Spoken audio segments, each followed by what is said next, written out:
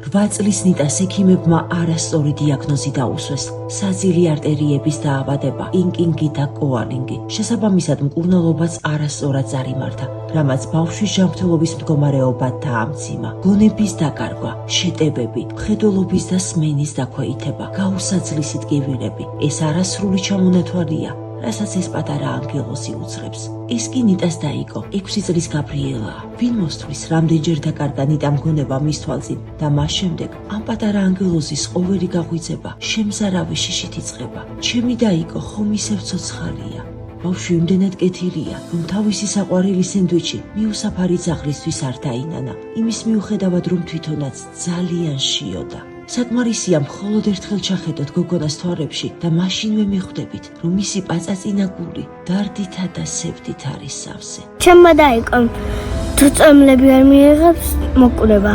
ძალიან მიყვარს ჩემი დაიყო და ნერვულობ. სადაც არის ახალი წელი დადგება? რას ისურვებდი? ნიტა იყოს კარგად. შენთვის არაფერს არ ისურვებდი? არა, მარტო საჩუქრებს ისურვებდი ნიტასთვის. ყველა საჩუქარი ნიტას? შენთვის არაფერი? ნიტას სიცოცხლისთვის აუცილებელია ძვირადღირებული მედიკამენტები, მაგრამ მხოლოდ მედიკამენტებით ბავშვის გადარჩენა შეუძლებელია. თურქი ექიმები ელოდებიან ჩვენს პრინცესას, მაგრამ რაქნას ნიტას დედამ ის ხომ 7 მცირეწლოვანი შვილის დედაა და თან სრულიად მარტო ზრდის ბავშვებს. გმირი დედა.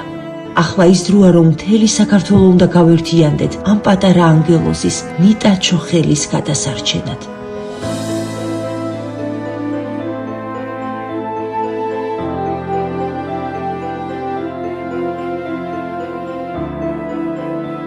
გადარიცხეთ ნებისმიერი თანხა ჩერნოვეცკის ფონდის ოფიციალური საიტის მეშვეობით.